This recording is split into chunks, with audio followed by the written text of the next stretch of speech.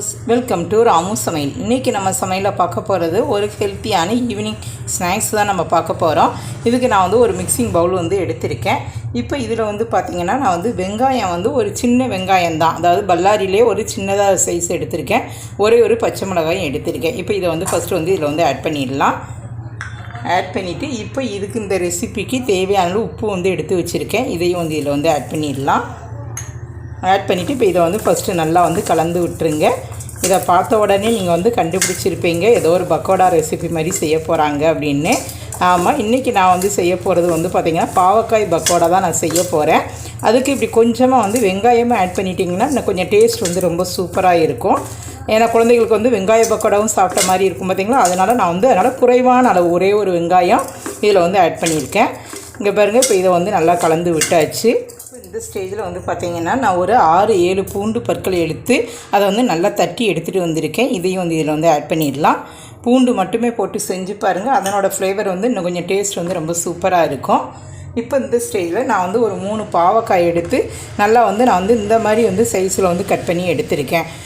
ஓரளவுக்கு மீடியமான சைஸில் வந்து கட் பண்ணி எடுத்திருக்கேன். இதையும் வந்து இதில் வந்து ஆட் பண்ணிடலாம். கட் பண்ணிவிட்டு நான் வந்து கொஞ்சம் நேரம் வந்து ஃப்ரிட்ஜில் வச்சுட்டேன். ஏன் ஃப்ரிட்ஜில் வச்சேன்னா நம்ம இல்லைன்னா இப்படி போட்டு மிக்ஸ் பண்ணும்போது இந்த பாவக்காய் வந்து உடஞ்சிரும். அது உடையாமல் இருக்கிறதுக்காக நான் வந்து இதை கொஞ்சம் நேரம் கட் பண்ணிவிட்டு ஒரு 1/2 hour நான் வந்து ஃப்ரிட்ஜில் வச்சு எடுத்திருக்கேன். அப்படின்னா நமக்கு வந்து மிக்ஸ் பண்ணும்போது இந்த பாவக்காய் பீஸ் வந்து உடையாமல் நமக்கு வந்து அப்படியே இருக்கும். இப்போ இந்த ஸ்டேஜில் வந்து பார்த்திங்கன்னா ஒரு 1/2 teaspoon வந்து தனி மிளகாய்த்தூள் எடுத்திருக்கேன். இதையும் வந்து இதில் ஆட் பண்ணிடலாம். இப்போ நல்ல ஒரு ஃப்ளேவருக்காக நான் ஒரு 1/4 teaspoon வந்து பெருங்காயத்தூள் ஆட் பண்ண போகிறேன். இதையும் வந்து இதில் ஆட் பண்ணிடலாம். ஆட் பண்ணியாச்சு. இப்போ நம்ம வந்து கடலை மாவு வந்து நான் வந்து ஒரு 3 tablespoon வந்து எடுத்திருக்கேன். இதையும் வந்து இதில் ஆட் பண்ணிடலாம். இப்போ வந்து அரிசி மாவு வந்து பார்த்திங்கன்னா ஒரு 2 tablespoon இருக்கும். இதையும் வந்து இதில் ஆட் பண்ணிடலாம். ஆட் பண்ணிவிட்டு இப்போ இதை வந்து ஃபஸ்ட்டு வந்து நல்லா வந்து கலந்து விட்டுருங்க. இந்த மாதிரி கலந்து விடும்போது நம்ம வந்து பாவக்காய் வந்து உடஞ்சிரும். நம்ம வந்து இந்த மாதிரி சைஸுக்கு கட் பண்ணும்போது அதனால தான் அதை நம்ம கொஞ்சம் நேரம் வந்து ஃப்ரிட்ஜில் வச்சுட்டு நம்ம வந்து இப்படி மிக்ஸ் பண்ணும்போது அது உடையாமல் இருக்கும். நல்லா வந்து ஒரு டைட் பொசிஷனுக்கு இருக்கும் பார்த்திங்களா. அதனால தான் நான் வந்து கொஞ்சமாக இதை வந்து கொஞ்சம் நேரமாக நான் வந்து ஃப்ரிட்ஜில் வந்து வச்சு எடுத்துக்கிட்டேன். இங்கே பாருங்கள், இப்போ இதை வந்து நல்லா வந்து கலந்து விட்டுருங்க. இப்போ எல்லா பக்கமும் நல்லா வந்து இது வந்து நமக்கு வந்து பட்டிருக்கு. இப்போ இந்த ஸ்டேஜில் வந்து பார்த்திங்கன்னா இதில் வந்து இன்னும் கொஞ்சம் வந்து எக்ஸ்ட்ரா டேஸ்ட்டுக்காக நான் வந்து ஒரு 1/2 lemon வந்து புழிஞ்சு எடுத்துகிட்டு வந்திருக்கேன். இதை வந்து இதில் ஆட் பண்ணிடலாம். எப்போவுமே வந்து இதில் வந்து கொஞ்சம் லெமன் ஜூஸ் ஆட் பண்ணி செய்யும்போது அது வந்து இன்னும் கொஞ்சம் நல்ல ஒரு ஃப்ளேவர் கொடுக்கும். அந்த ஒரு புளிப்பு டேஸ்ட் இருக்கிறது சாப்பிடும்போது டேஸ்ட் வந்து ரொம்ப சூப்பராக இருக்கும். இப்போ இதில் வந்து கொஞ்சமாக வந்து தண்ணி வந்து ஆட் பண்ணிக்கலாம்.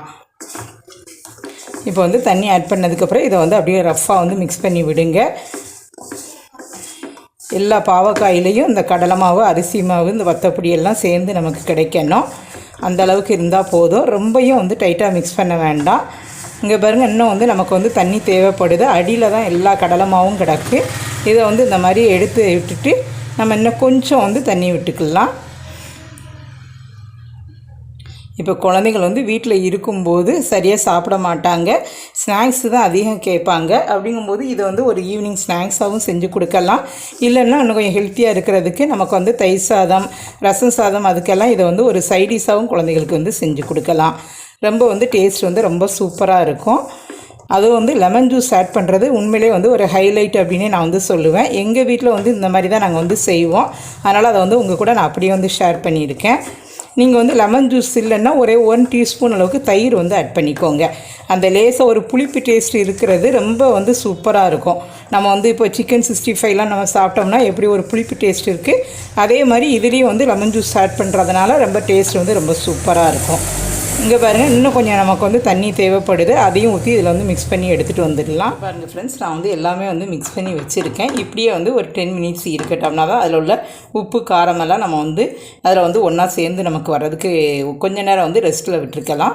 அதுக்கப்புறம் இதை வந்து அப்படியே வந்து ஆயிலில் வந்து ஃப்ரை பண்ணணும். இப்படியே வந்து இருக்கட்டும், ஒரு 10 minutes வந்து ஊற வச்சுக்கலாம்.